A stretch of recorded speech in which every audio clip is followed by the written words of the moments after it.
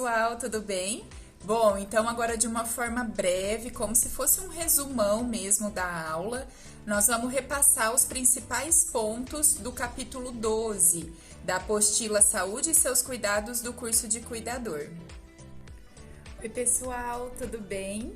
Bom, primeiramente gostaria de agradecer a presença de todos vocês na nossa aula de hoje, falando um pouquinho sobre os cuidados, né? Sobre o papel do cuidador no cuidado do doente no domicílio. Então, como a gente viu na aula, o que a gente abordou, quais foram os principais pontos abordados nessa aula? A gente sabe que o ato de cuidar, então o cuidado, ele é algo extremamente bom, tanto para quem recebe quanto para quem pratica.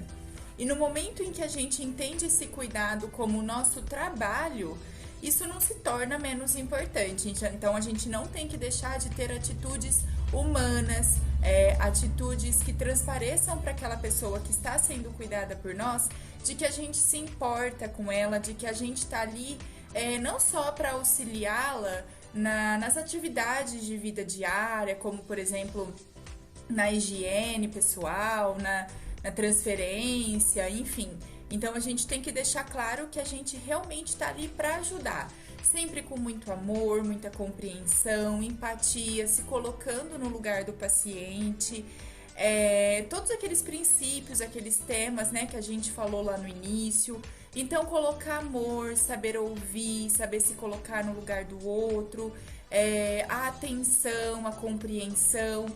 Então, isso são todos esses fatores a gente tem que colocar no momento em que a gente está cuidando, em que a gente está fazendo esse trabalho, além de cuidar mesmo de uma forma humana. Eu diria que a parte de humanização no cuidado, não tem como a gente pensar no cuidado, seja ele com um idoso, com criança, com alguém que necessita de uma atenção especial, sem estar com o amor e com a humanização ligados, tá bom? Então estejam sempre atentos a isso. Por mais que aquilo seja o trabalho de vocês, façam esse trabalho realmente como o próprio nome diz, com cuidado e com amor, tá bom? Outros pontos que a gente abordou é que o profissional do cuidador ele tem que estar muito em sintonia com o familiar, com a equipe de saúde que muitas vezes cuida desse paciente, então fisioterapeuta, fonoaudiólogo, médico, tem que ter uma troca constante disso.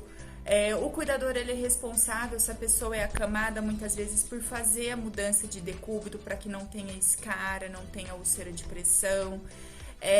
Alimentação, tem que estar atento à alimentação. Não digo alimentar a pessoa, mas assim, se ela necessitar, sim. Mas se não lembrar, ela fala, olha, vamos comer, né? Ter uma rotina de medicamento. Então, lembrar de dar o medicamento na hora certa. Hidratação é muito importante. Estimular essa pessoa na prática de atividade física, no convívio social. Aquilo que a gente falou agora há pouco, saber ouvir, saber conversar, né? Trocar, ser um apoio emocional mesmo para aquele paciente que você está cuidando. Então, basicamente, a nossa aula foi isso. Os cuidados no domicílio, com certeza, vocês vão tendo, conforme a gente vai vivendo a prática, a gente vai aprendendo muito mais.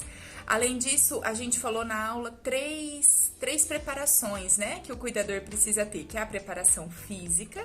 Então, eu tenho que ter um certo desenvolvimento físico para eu trabalhar como cuidador, né, força, agilidade, principalmente quando eu lido com pessoas um pouco mais dependentes, pessoas acamadas, pessoas que são cadeirantes, né, que usam a cadeira de roda. Eu preciso ter uma preparação psicológica, porque para eu cuidar de alguém, eu preciso estar bem. Então, bem psicologicamente, se for preciso, eu procurar também um auxílio psicológico, então eu tenho que controlar a minha ansiedade, os meus medos, ter realmente uma inteligência emocional. Porque a gente sabe que não é fácil cuidar de uma pessoa. Então, eu tenho que estar muito bem estabilizada. Não que você tenha que ser forte o tempo todo, não é isso. Mas percebeu que aquilo tá te angustiando muito, tá te incomodando, procura uma ajuda, não hesite em fazer isso. E além disso, a preparação técnica. Então, a preparação é de entender que cada caso precisa de um tratamento. Então, eu entender que certos pacientes precisam da mudança de decúbito, eu preciso ir lá mudá-los de decúbito.